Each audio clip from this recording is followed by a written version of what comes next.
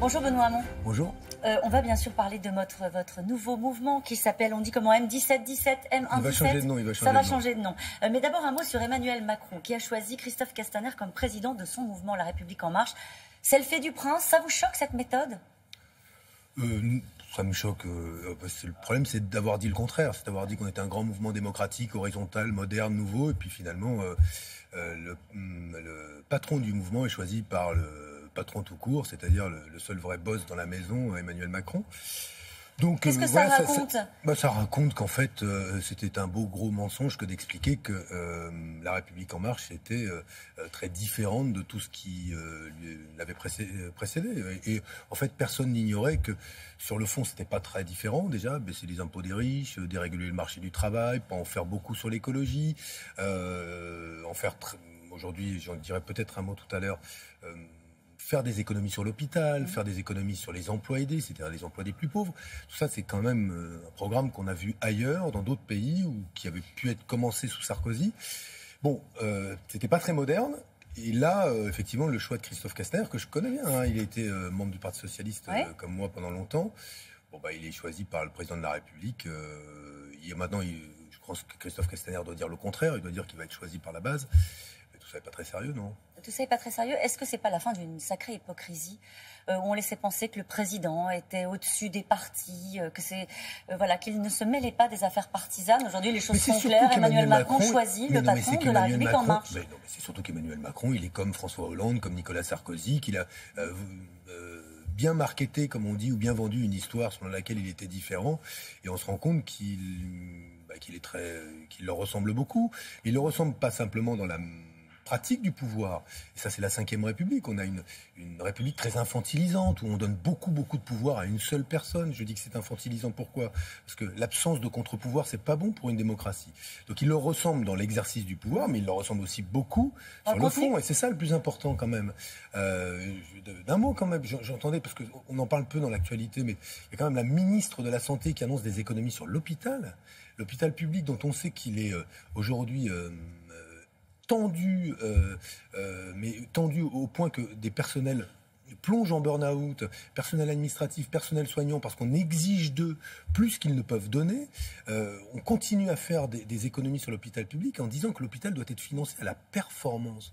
Mais c'est quoi la performance dans un service où vous avez besoin parfois d'un geste médical pointu, mais aussi d'accompagner psychologiquement quelqu'un, de faire en sorte qu'il ne se sente pas plus vulnérable? Ça veut dire que vous considérez qu'il n'y a pas du tout de marge je pense que c'est pas là qu'il faut aller les chercher. Je pense qu'en tout cas, quand d'un côté on dit on baisse l'impôt sur la fortune, qu'on baisse l'impôt sur le capital, qu'on fait des cadeaux aux plus riches, on ne demande pas à l'hôpital, aux aides-soignants, au personnel administratif, aux infirmiers, infirmières, aux médecins, eux, de faire encore plus vite, de réduire la durée moyenne de séjour des patients, donc de les sortir plus vite de l'hôpital et d'agir à la performance. Il y a des secteurs dans lesquels, c'est comme l'éducation nationale. C'est quoi un prof performant?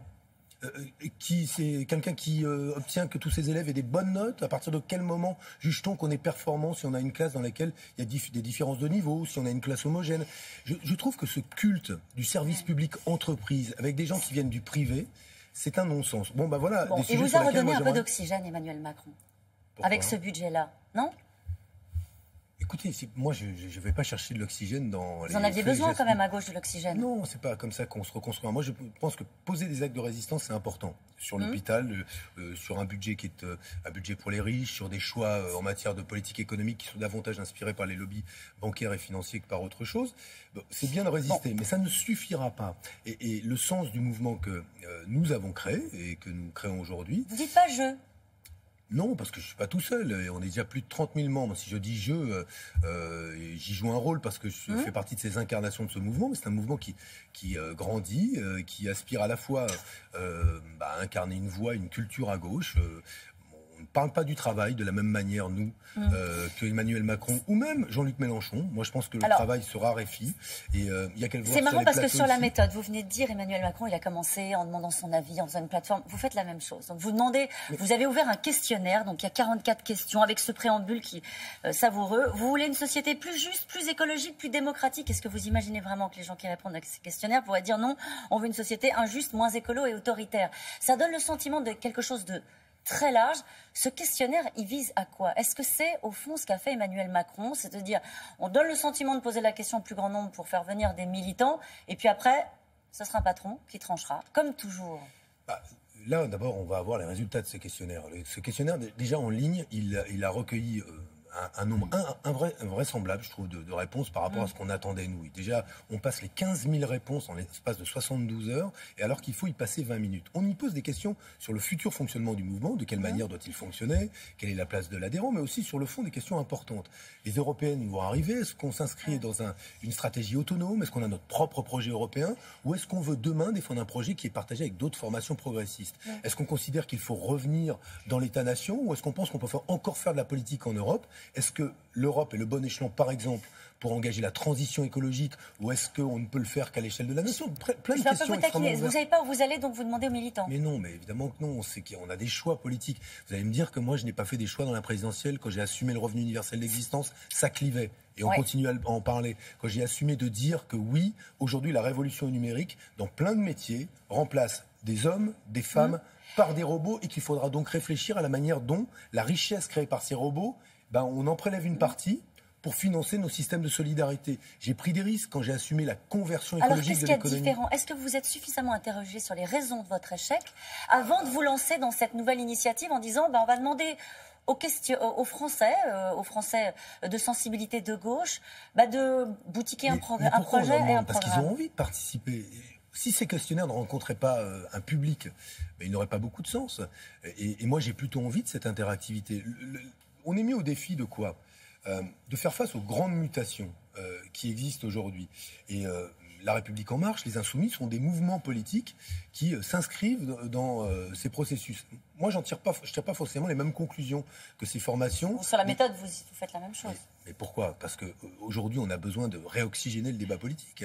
Et regardons ce qui s'est fait, mais c'est pas pour autant que tout est né au moment de La République En Marche. Ils n'ont quand même pas inventé le porte-à-porte, les questionnaires non plus. Mais on refait tous à peu près la même chose. On va pas réinventer le fil, la coupe et le beurre. La question, c'est quel est le projet politique? C'est bien sympa de faire des questionnaires, mais la question, c'est où l'on va. Et vous savez là où vous allez?